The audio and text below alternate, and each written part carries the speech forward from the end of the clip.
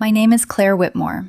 I'm 34 years old, and I work as a project estimator for a mid-sized construction company in Fort Worth, Texas. My life runs on structure. Early mornings, clean numbers, clear outcomes. In construction, if you miss something small, it doesn't stay small. It turns into a cost you can't ignore. I used to believe relationships worked the same way. I was wrong. Adrian Cole is 31. My boyfriend.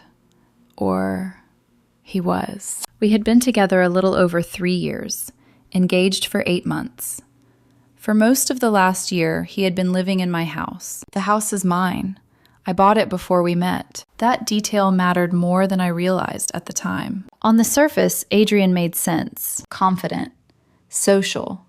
The kind of man who could walk into a room and immediately control the energy. He called it charisma. Looking back, it was something else. Adrian had a way of saying things that sounded harmless until you paid attention. He liked to call it honesty. I started noticing the patterns slowly. Little comments about my job being predictable. Jokes about how estimating was just guessing with a calculator.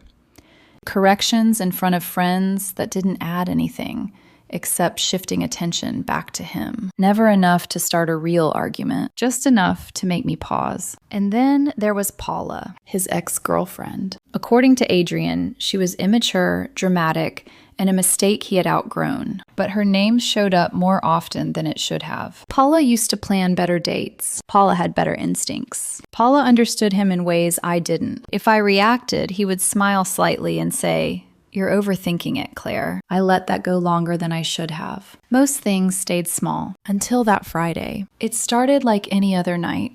A few friends over. Drinks. Takeout.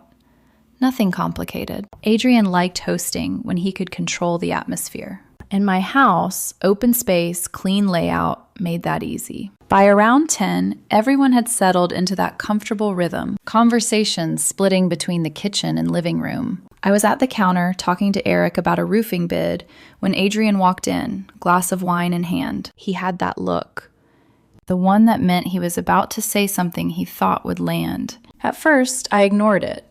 He leaned against the counter, listening for a minute. Then he smiled. Tight. Controlled. Construction people take themselves way too seriously, he said lightly. For a job that's basically guessing numbers. Eric let out a short laugh. I didn't react. I'd call it educated guessing, I said calmly. Math helps. That should have been the end of it. Usually, that's where it ends. But Adrian wasn't finished. He swirled his wine slowly. If we're talking about guessing, he said, I've got something more interesting. That shifted the attention. Eric looked at him. Oh? Adrian turned his head slightly and looked directly at me. My ex, he said casually, asked me to marry her this week. For a second, I thought I misheard him. Eric blinked. Wait, before Claire? Adrian shook his head. No, he said. This week. The air changed. Not loudly, but completely. I felt it before I processed it. I looked at him. What do you mean? He took a sip of his wine like nothing was wrong. Paula called, he said. Said she made a mistake. Said I was the one. Eric shifted his weight slightly. Waiting. We all were. I kept my voice even. And? Adrian smiled. That same tight smile. I said yes. Silence. Not dramatic. Just total. Like the room didn't know how to move forward. I heard someone behind us stop talking mid-sentence. I looked at him. Say that again? He didn't hesitate. I accepted, he said, like he was explaining something obvious. No apology. No hesitation. Just amusement. Something in my chest went very still. Not anger. Not yet. Clarity. I looked around the kitchen. Everyone was pretending not to listen, but no one was speaking. So I handled the first problem. I stepped into the living room. Hey, I said evenly. We're going to call it a night. A few people looked up. Something came up. I need the house. No one argued. They could feel it. Jackets were grabbed, quick goodbyes, avoided eye contact. Eric gave me a look on his way out. Not questioning, just understanding. Within minutes, the house was empty. The door closed. Silence. I walked back into the kitchen. Adrian was still standing there, like nothing had happened, like the night had just paused. I looked at him. "Go upstairs," I said. "Start packing." He frowned slightly. "Excuse me?" I didn't raise my voice. "If you accepted a proposal from someone else," I said, "you're not staying here." For the first time that night, his expression changed. Just slightly. Then he laughed. Short. Dismissive. "Claire, relax," he said. "It was a joke." I didn't respond. "You're overreacting," he added. "This is exactly what I mean. You take everything too seriously." I held his gaze. "Pack your things." His arms crossed. "You're ending 3 years over a joke?" "No," I said calmly. "I'm ending it because my fiancé told another woman yes and thought it was funny." That landed, not loudly, but directly. He tried to pivot. "You're twisting this." I didn't engage. "The house is mine," I said.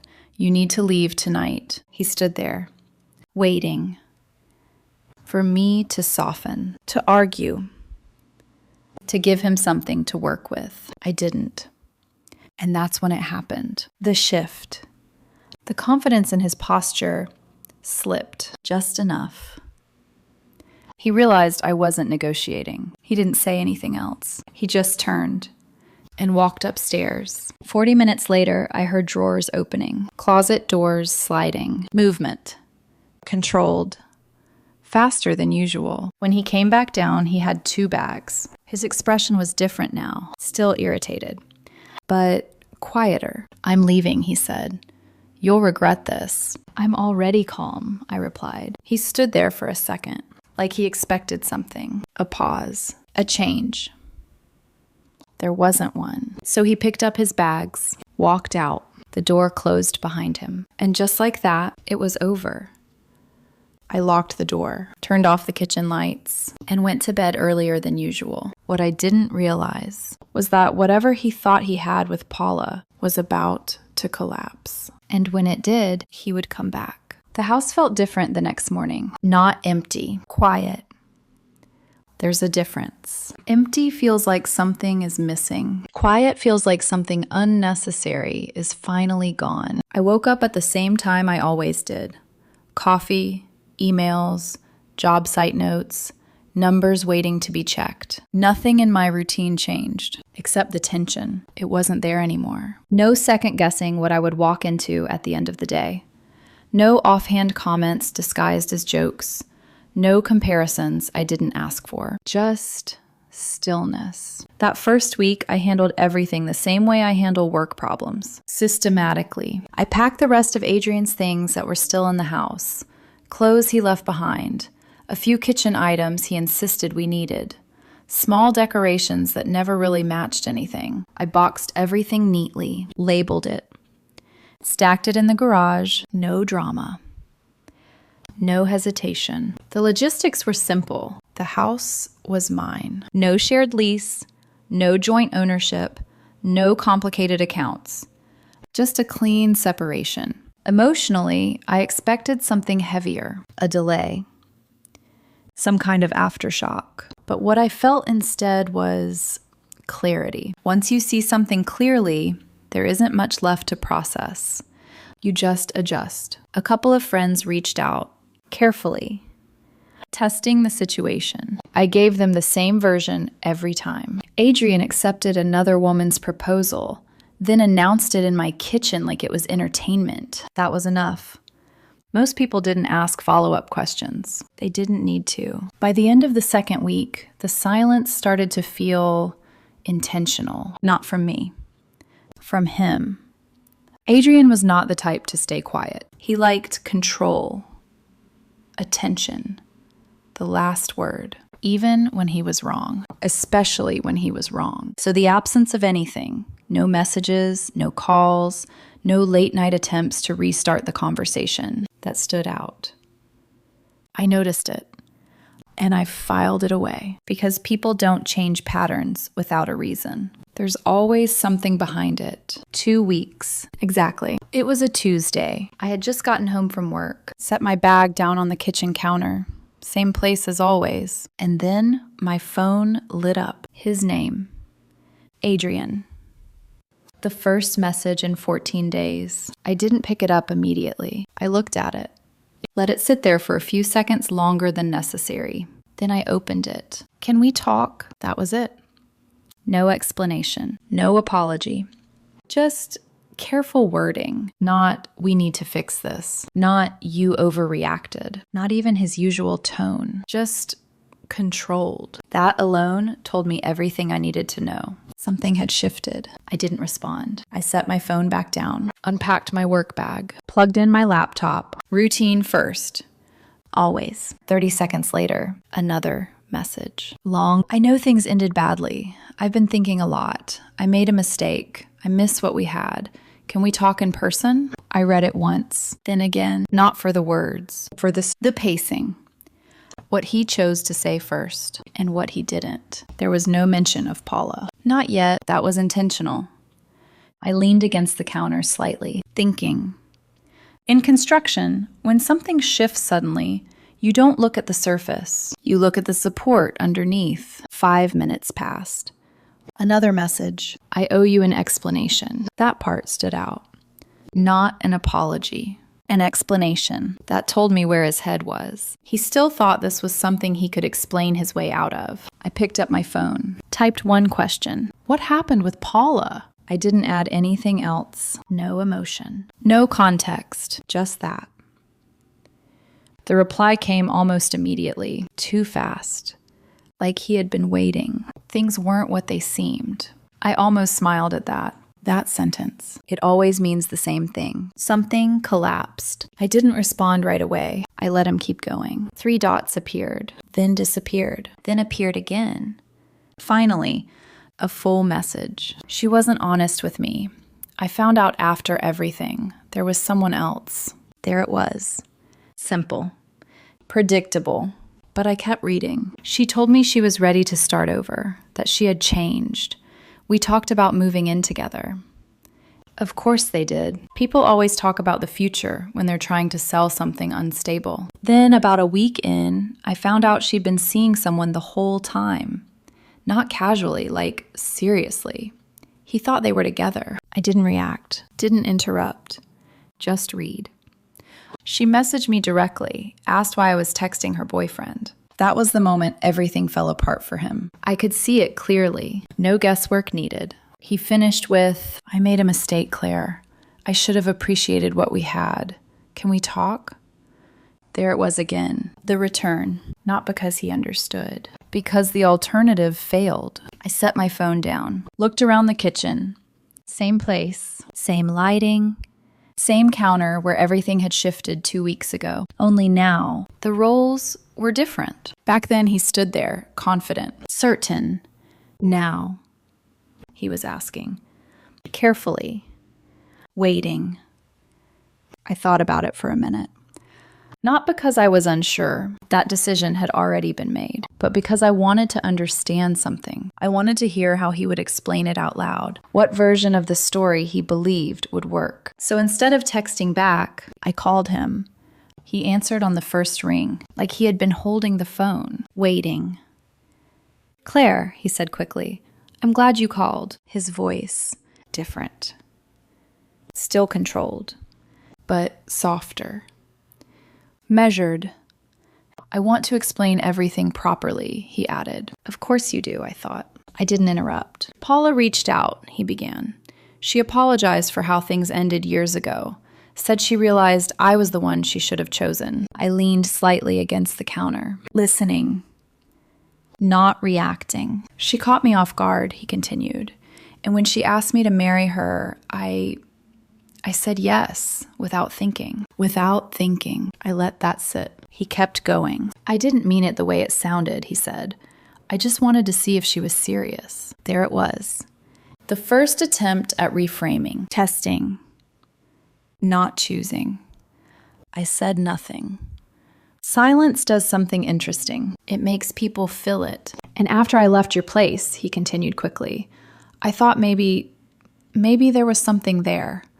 So I gave it a chance. Of course you did. For about a week, it seemed right, he added. Then his voice shifted slightly, tighter, until everything came out. I could hear it now.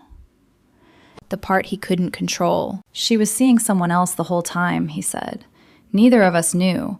When it came out, it ended fast. I let him finish. No interruptions. No reactions, just listening. Because by the time he stopped talking, I already knew exactly what this conversation was going to be. When he stopped talking, the silence didn't feel awkward. It felt complete, like everything that needed to be revealed had already surfaced. I get it now, Adrian said after a few seconds, his voice quieter than I had ever heard it. I messed up. I didn't respond. I should have handled it differently, he added. I wasn't thinking clearly. Still nothing from me. That's when his tone shifted again, slightly more urgent. I miss what we had, Claire. There it was. Not subtle anymore. I let out a slow breath, keeping my voice even. What exactly do you miss? He paused. Not long, just long enough to think. The stability, he said. The way things worked. Us. Us. I leaned against the counter, eyes drifting to the same spot where he had stood 2 weeks ago. The same place he smiled when he told me he accepted another woman's proposal. You had that, I said calmly. I know, he replied quickly, and I took it for granted. I can admit that. Admit. Not understand. Not yet. And Paula? I asked. A small pause. That's over, he said. Completely. Why? Another pause. Because that question matters more than anything else. Because she lied, he said. Because she wasn't who I thought she was. I nodded slightly, even though he couldn't see it. That's not what I asked. Silence. Longer this time. I let it stretch. Because this was the moment. The one that tells you whether someone is actually seeing the truth or just reacting to consequences. Finally, he exhaled. Because it fell apart, he admitted. There it was. Simple. Honest, accidental, not because he chose to leave, because he had nowhere left to stay. I closed my eyes for a second. Not out of emotion, out of confirmation. Everything lined up. Every pattern. Every small moment I had ignored. Every comparison. Every joke. Every shift in tone. It all led here. You didn't leave her, I said quietly. It ended. That's not, he started. I cut him off. You didn't come back because you understood what you did, I continued. You came back because it didn't work out. That's not fair, Claire. His voice tightened. I told you I made a mistake. I opened my eyes. You did, I said. Just not the one you think. Silence again. This time heavier. I want to fix this, he said, softer now. We don't have to go back to how things were. We can take it slow. Start over. Start over. Like nothing happened. Like decisions didn't have weight. Like consequences were optional. I pushed off the counter and walked slowly toward the window. Outside, everything looked normal. Cars passing. Lights turning on in neighboring houses. Nothing in the world had changed. Except this. Do you remember what you said that night? I asked. A pause. About what? In my kitchen. Another pause. Longer. I was joking, Claire. Of course. I said yes, he added, but it wasn't real. I turned slightly, my voice still steady. You didn't hesitate. He didn't respond. You didn't correct yourself. Silence. You didn't look at me and say, I'm kidding. Nothing. You looked at me, I continued, and waited for a reaction. His breathing shifted slightly on the other end. That part, he remembered. You wanted attention, I said. And you got it. That's not... You made a decision, I cut in, sharper this time. Twice. He went quiet. First, when you said yes to her, I said. And second, when you told me like it was something funny. I didn't think you'd... That's the problem. I didn't raise my voice. But the words landed harder. You didn't think. Silence. The kind that doesn't try to argue anymore. Just listens. You thought you had something better, I continued. So you treated what you had like it didn't matter. That's not true, he said quickly. Then why did you say yes? He opened his mouth, closed it. Nothing came out. I didn't fill the silence this time. I let it sit. Because there isn't always an answer. Sometimes there's just exposure. I was caught off guard, he said finally. She said everything I wanted to hear. It got in my head. There it was. Not love. not confusion. Validation. He chose the version of himself he liked better. And for a moment, he believed it. And I didn't? I asked quietly. That's not what I meant. But it's what happened. His breathing slowed. Careful now. Measured. Like he was trying to step through something unstable. I'm here now, he said. Doesn't that count for something? I almost smiled. Not because it was funny. Because it was predictable. That's exactly the problem, I said. A beat. You think coming back is what matters. Silence. It's not. I walked back toward the counter, resting my hand lightly against it. Grounded. Certain. What matters is why you left, I said. He didn't respond, because he couldn't. Not in a way that would change anything. And the reason you left, I continued, is because you believed something else was better. That's not how I see it. It doesn't matter how you see it now. The words came faster now, shorter, clearer. It matters what you did when you had the choice. Silence again. But this time, it wasn't empty. It was heavy. Full of everything he couldn't argue with. I said I was wrong, he tried again. What else do you want me to say? I took a breath. Slow. Controlled. Nothing, I said. And that's when he finally understood. Not fully, but enough. Because the next thing he said was different. So that's it? No confidence. No control. Just a question. For the first time, he didn't know the outcome, and he was waiting for me to decide it. Yes, I said. I didn't hesitate. I didn't soften it. Just, yes. The word sat there between us. Final. He didn't speak right away. I could hear him breathing on the other end, slower now, like he was trying to process something that didn't fit the version of reality he expected. That's it? He repeated, quieter this time. Yes. Another pause. Longer. He was searching for something, an angle, a way back in, a sentence that could shift the direction. I'm trying to fix this, he said finally. Doesn't that matter to you at all? I leaned slightly against the counter, steady. No, I said. That landed harder than anything else. Not loud. Not emotional. Just absolute. You don't mean that, he said quickly. Claire, we had 3 years together. I know. Trips, holidays, plans. We were engaged. I know. Then how can you just... He stopped himself, exhaling sharply. How can you just throw that away? I let the silence sit for a second before answering. I didn't. He froze on the other end. You did, I continued. That's not fair, he snapped, the edge creeping back into his voice. I made a mistake. I admitted it. You made a choice. The interruption was clean, precise. No, he pushed back. It wasn't like that. It was exactly like that. Silence again. But this time, it felt tighter, pressed.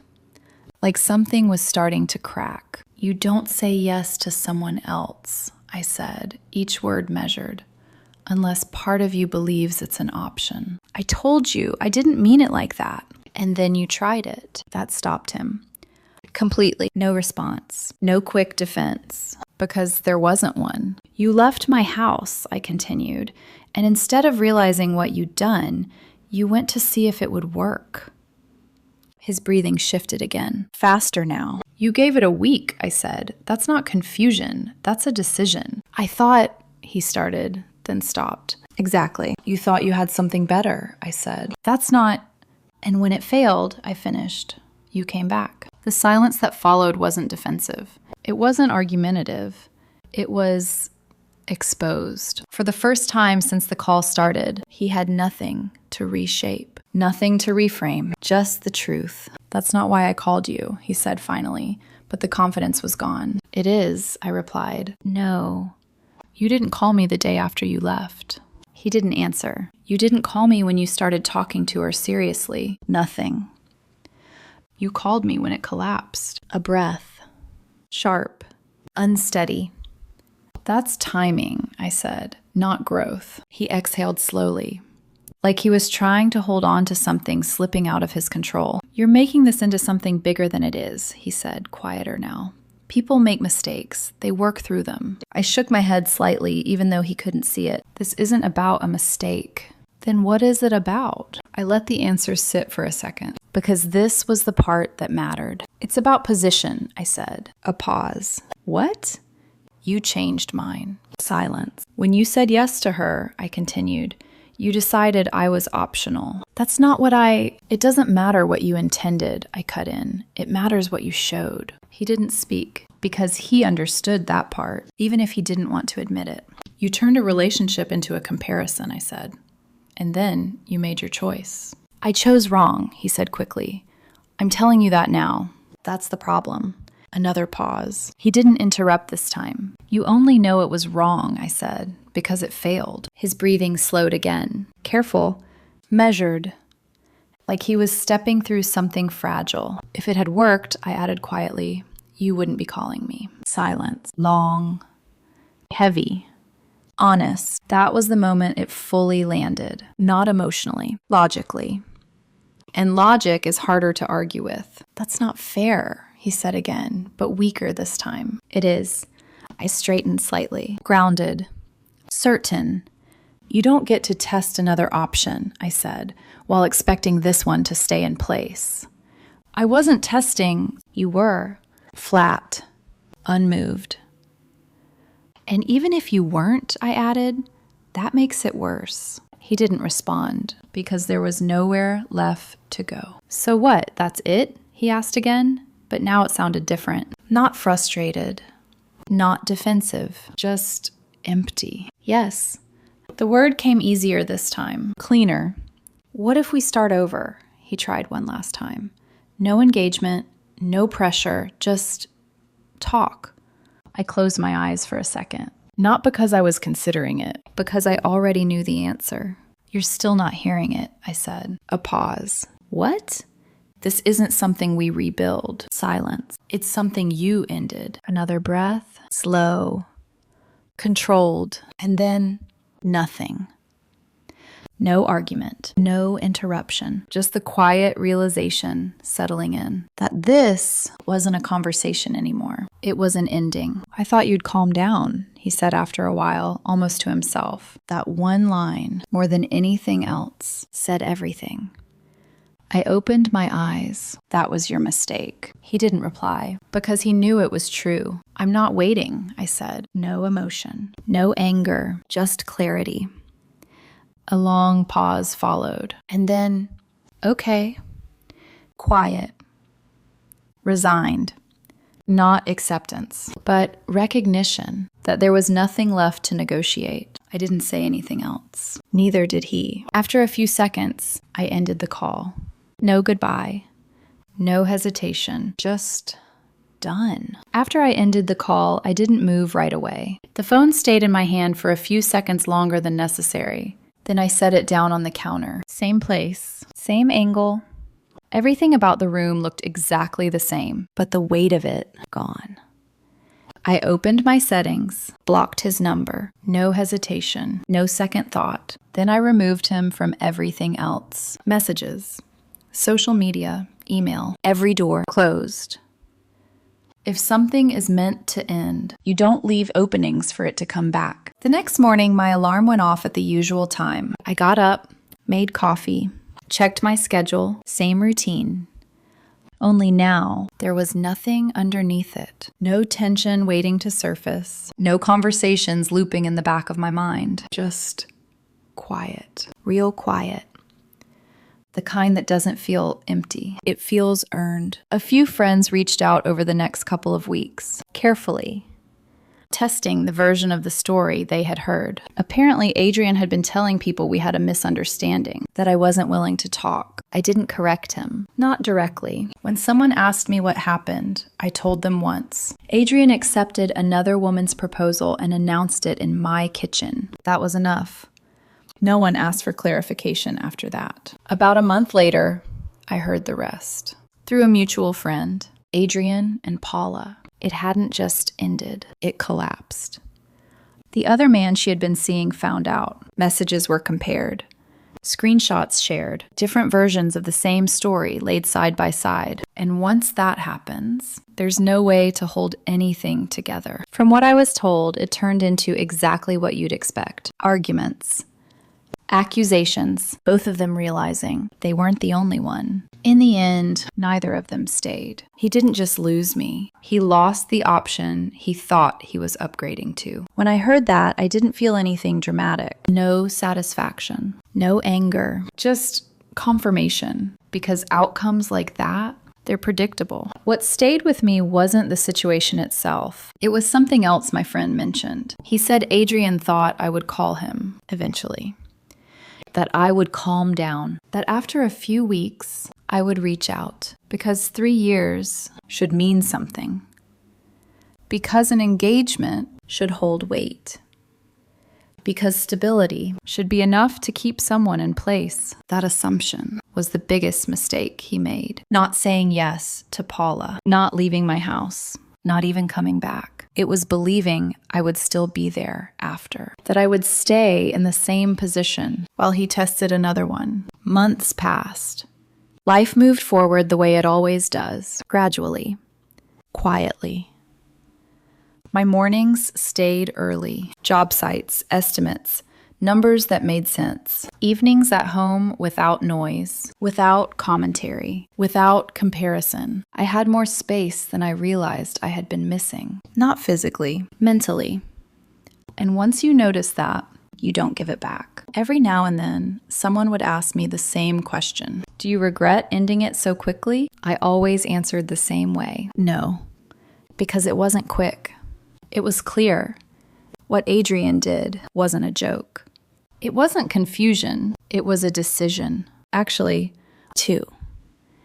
The first, when he said yes to someone else. The second, when he stood in my kitchen and treated it like entertainment. That kind of thing doesn't come out of nowhere. It reflects how someone sees you, your position, your value. If I had stayed, if I had argued, negotiated, tried to compete, the outcome would have been different. Not better, just delayed. Instead, I made one decision, and I didn't move from it. He left believing he had something better. When that fell apart, he expected what he left behind to still be there. It wasn't.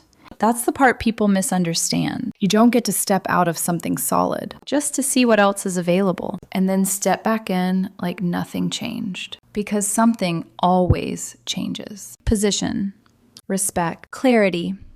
In my case, the relationship ended the moment he said yes to someone else. Everything after that was just the consequence catching up. And honestly, that kind of clarity makes moving on easier than most endings. No confusion, no lingering questions, just a clean line. And once you see it, you don't cross back over.